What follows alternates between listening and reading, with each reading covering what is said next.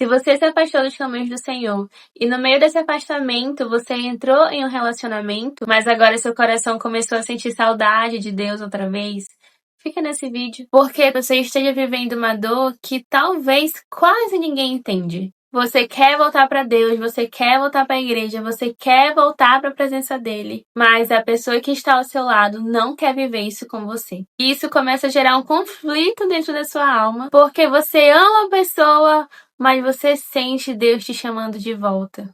E no fundo, você fica pensando, seria muito mais fácil se essa pessoa fosse comigo. Ah, se ela quisesse voltar também, seria tão bom.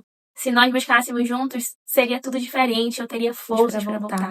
Mas enquanto isso, os dias passam e você continua dividida entre o seu relacionamento e o chamado que Deus ainda faz no seu coração. Eu também vivi isso. E teve um momento que o Senhor falou algo poderoso no meu coração. E isso me fez despertar e agir. Então fica até o final desse vídeo, porque talvez essa seja a confirmação que você está pedindo ao Senhor. Então, eu conheci o Senhor com 16 anos. Naquele momento eu decidi entregar minha vida para o Senhor. Mas com 23 anos eu me afastei dos caminhos dele. E foi aí que eu conheci uma pessoa. Só que quando eu comecei esse relacionamento, eu não sabia que ia durar tanto tempo. Na minha cabeça, era um envolvimento passageiro, coisa de momento. O tempo foi passando e eu me apaixonei profundamente por essa pessoa. Mas tinha um detalhe, ele não queria saber de igreja. E ele deixou isso claro desde o início. Ele não gostava de crente, achava uma hipocrisia sem tamanho. Dizia que a igreja manipulava as pessoas, deixava as pessoas fanáticas e que se alguém quisesse buscar Deus, deveria fazer isso na sua própria casa. Como eu estava longe de Deus, afastada, machucada também, aquelas ideias até que eram aceitáveis naquele momento. Só que o tempo foi passando, as coisas foram acontecendo e eu sentia cada vez mais saudades da presença de Deus na minha vida, de congregar, de servir ao Senhor. Afinal, eu conheci Ele com 16 anos. Então foi como se a minha juventude tivesse sido para o Senhor de fato. Era como se existisse um vazio dentro de mim me chamando de volta. Sabe aquela frase que diz que quando você conhece o Senhor, você não consegue mais pecar tranquilamente? Era exatamente isso que eu vivia. Eu não conseguia estar no meu pecado muito tranquila da vida. Algo me incomodava aqui dentro do meu coração. Eu tinha uma esperança tão grande que ele ainda ia se voltar para o Senhor, mesmo ele machucado, magoado com pessoas, tendo experiências horríveis com pessoas que se diziam cristãs. Eu ainda acreditava que ele podia conhecer Jesus. Então eu falava do Senhor para ele, mesmo ele tendo resistência à palavra de Deus. Durante todo o nosso namoro, eu falava do Senhor para ele. Chegamos a visitar algumas igrejas, ir em um culto aqui, outro ali, mas quando o assunto ficava sério e eu dizia, eu quero muito voltar para a igreja, aí a coisa complicava, o clima da casa mudava, ficava um clima pesado, a gente brigava, ficávamos dias sem se falar por causa desse assunto específico. Parecia existir uma resistência espiritual muito grande. Enquanto isso acontecia, algo gritava dentro de mim. Eu precisava voltar para o Senhor e o tempo estava passando. Só que tinha uma condição no meu coração. Eu queria voltar para o Senhor, mas eu queria voltar com Ele. Eu queria voltar casada, com a minha vida sentimental toda resolvida. Eu queria que tudo acontecesse do meu jeito. Então eu ficava parada, porque na minha cabeça eu só iria conseguir voltar se fosse com ele. Até que um dia, irmãs, eu tava limpando a casa, fazendo aquela faxina, a gente já morava junto, inclusive, e eu comecei a sentir a presença de Deus, e eu comecei a adorar, comecei a clamar ao Senhor, me derramei na presença do Senhor, comecei a confessar os meus pecados, falei tudo que estava me sufocando, as minhas angústias, os meus medos, e eu pedi, Senhor, fala comigo. Por favor, fala comigo. E eu creio muito que a Bíblia é a palavra de Deus e que Ele fala com a gente através da palavra dele. Eu peguei a minha Bíblia e fiz exatamente assim. Senhor, por favor, fala comigo através da tua palavra. E quando eu abri, caiu em Jeremias 3, onde diz: Volte, ó infiel Israel, declara o Senhor. Não mais franzirei a testa cheio de ira contra você, pois eu sou fiel. Não ficarei irado para sempre, mas reconheça o seu pecado. Você se rebelou contra o Senhor, seu Deus, e ofereceu os seus favores a deuses estranhos, debaixo de toda árvore verdejante, e não me obedeceu. Volte, ó filhos rebeldes, eu curarei a sua rebeldia. E eu não senti Deus me acolhendo com palavras amorosas. Eu senti Deus me brigando com um tom firme de voz. E eu nunca tinha sentido isso na minha vida, essa seriedade do Senhor. E naquele momento algo bradou no meu coração. Aquela pessoa tinha se tornado o meu Deus. Ela tinha se tornado o meu ídolo. Porque tudo na minha vida dependia dela. Eu só ia se ela fosse, eu só fazia se ela quisesse fazer, eu só voltaria se ela voltasse comigo. E Deus me mostrou que eu estava colocando uma pessoa no lugar que era dele. Ídolo não é só imagem, ídolo é tudo aquilo que ocupa o lugar de Deus no nosso coração, na nossa vida. Tudo aquilo que controla os nossos corações, os nossos movimentos e a nossa obediência. Naquele dia, diante do Senhor, eu tive que tomar uma decisão, que eu iria voltar para os caminhos dele, com ou sem aquela pessoa. Porque, na verdade, já é difícil você ficar firme dentro da igreja.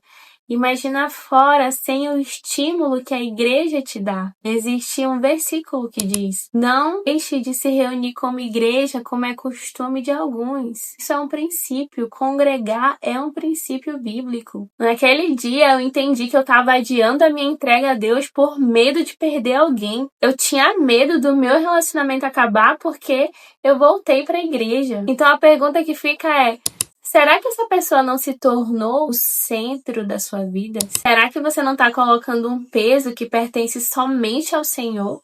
Será que você não está esperando essa pessoa mudar para você dar o primeiro passo?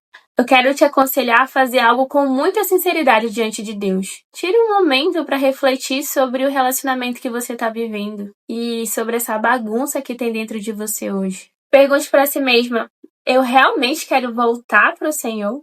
Ou eu estou criando desculpas para adiar essa decisão? Será que você está colocando a sua vida espiritual nas mãos de outra pessoa? Ou será que você ainda não entendeu a urgência desse chamado, a urgência de voltar para o Senhor? Eu sei que não é fácil voltar. Às vezes você está cansada, sem ânimo, sem força, emocionalmente presa, com medo do que vai acontecer se você começar a obedecer a Deus. Você tem medo das coisas que você precisa abrir mão, mas se você já teve a experiência de estar na presença do Senhor, você não vai viver em paz em nenhum momento da sua vida. Você não vai conseguir mais pecar em paz. Você não vai mais conseguir ficar longe de Deus e a sua consciência ficar tranquila. Entenda isso. Você lembra do filho pródigo? O filho pródigo, ele estava na casa do pai, ele desfrutava das coisas que o pai tinha e de repente ele decidiu ir embora, pegar as coisas dele, viver a vida dele.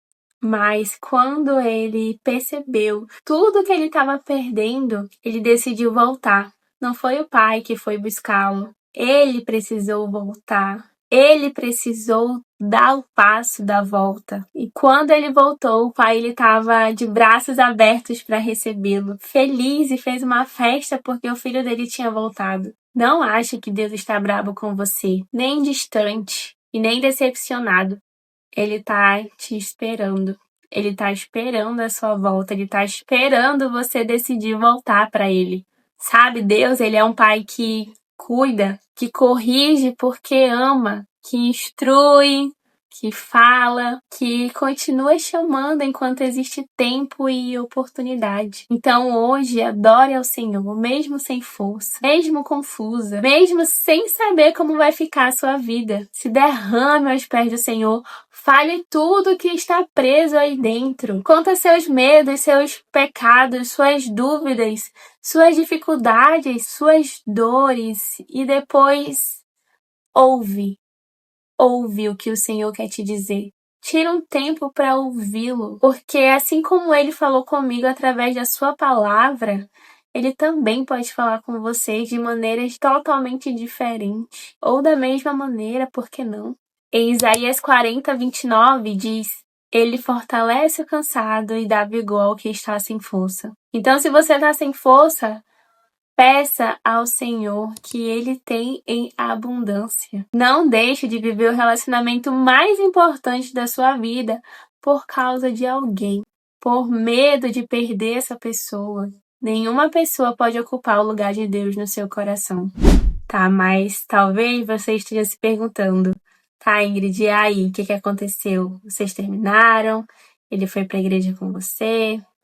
Qual foi o desfecho dessa história? Depois desse dia que o Senhor falou comigo, que eu tive que tomar a minha decisão, eu passei alguns dias orando especificamente para isso, para que Deus arrancasse aquela resistência e que Ele pudesse tomar a decisão de conhecer Jesus verdadeiramente. Eu dizia: Deus, eu amo tanto esse homem. E eu sei que tu tem um plano para a vida dele. E o fim de semana chegou e eu fui conversar com ele sobre isso. Mo, eu senti aqui que eu preciso conversar com você e é muito sério. Eu tomei uma decisão, vou voltar para a igreja, vou voltar a congregar. E eu não tô pedindo sua permissão, eu só tô te informando. E eu vou com ou sem você. Mas eu gostaria que você fosse comigo. Queria viver isso ao seu lado. Esse homem ficou me olhando como quem tivesse em uma corda bamba. Ele não falou nada. E eu fui tomar meu banho. Depois ele apareceu no banheiro chorando como uma criança. Ele dizia que não sabia o que estava acontecendo com ele, mas que ele precisava conhecer Jesus. E disse que queria aceitar Jesus. Que ele queria conhecer esse Jesus no qual eu falava para ele durante todos esses anos que nós estávamos juntos. No dia seguinte, eu fui falar com meu pastor antigo de quando eu era jovem. Conversei com ele para nós voltarmos para a igreja. Falei da nossa situação.